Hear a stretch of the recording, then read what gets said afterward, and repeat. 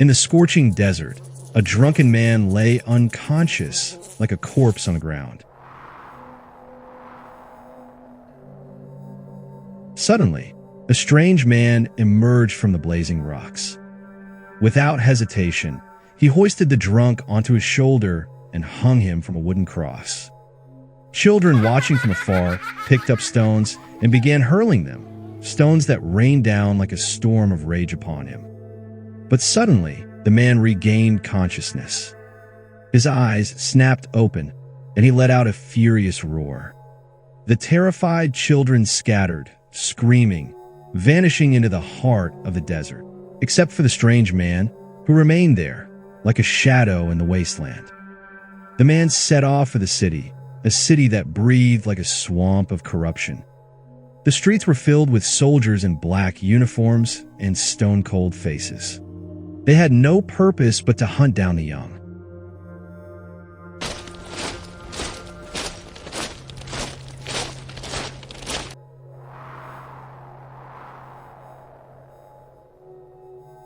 They emptied their bullets into the chests of the innocent.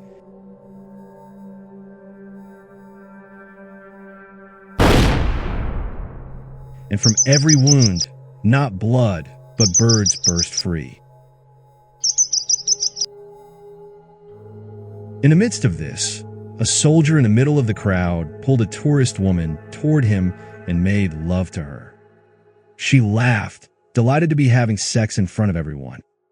Her husband stood there with a venomous smile, camera in hand, capturing every moment, as if this were not a crime, but a thrilling spectacle.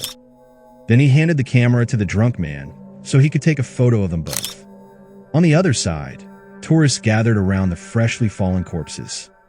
Camera flashes sparked, their laughter rang out loud, and death seemed like a souvenir they had to take home. The man arrived at a strange shop where statues of Christ, row upon row, lined the walls. Fat soldiers in outfits resembling ancient Romans stood guard over the place, and tourists smiled, posing beside the shop for photos. The shop owner, a man dressed like the Virgin Mary, spotted him. A glint of greed flashed in his eyes.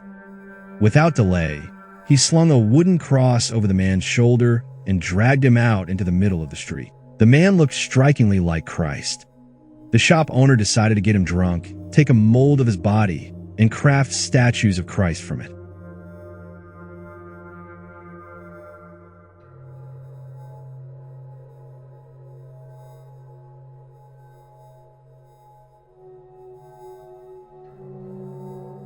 When the man awoke, he found himself naked amid statues of himself as Christ, all lifeless, like the image the world had forged of him. He screamed and shattered them all, except one, the last version of himself.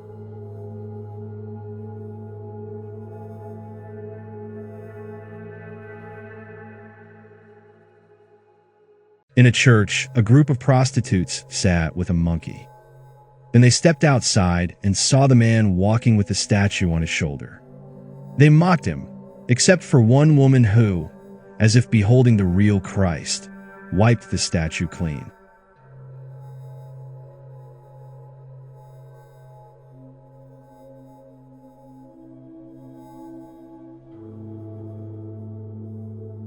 Together, they headed to a party where soldiers danced, the Bible rotted in the library, and a priest slept with a statue of Christ.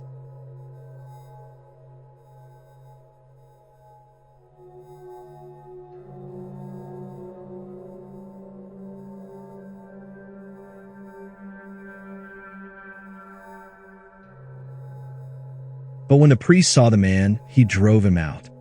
For the final time, the man embraced his last self, bit off a piece of the statue, as if swallowing the mold the world had forced upon him, and sent the rest soaring into the sky with colorful balloons.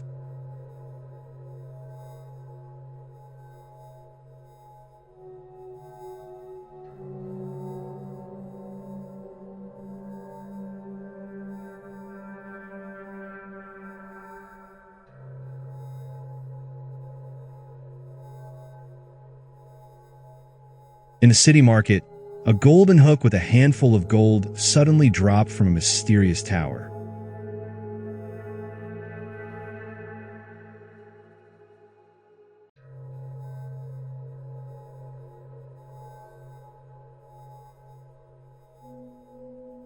The man, overcome with greed, grabbed the rope and climbed up quickly to steal it all. Inside the tower, strange religious symbols surrounded him.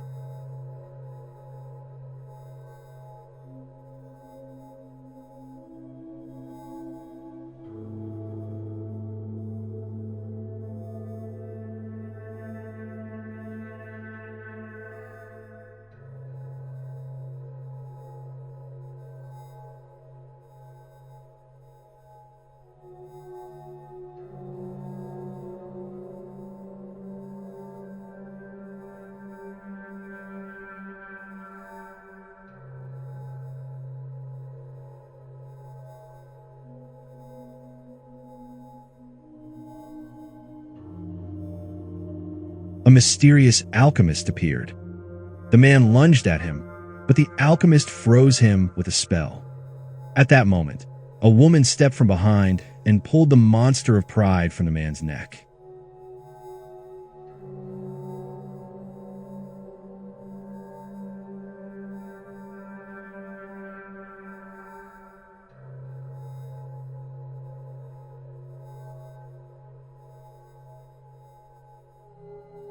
The alchemist asked, "You want gold? Then come with me." Using the man's own waste and sweat in a bizarre device, he produced gold.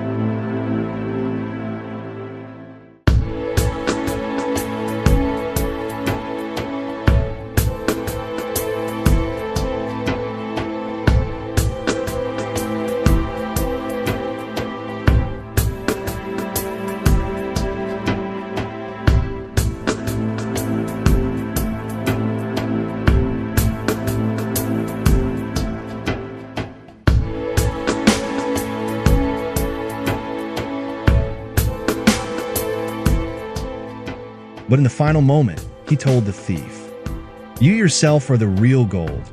You just hadn't realized it until now."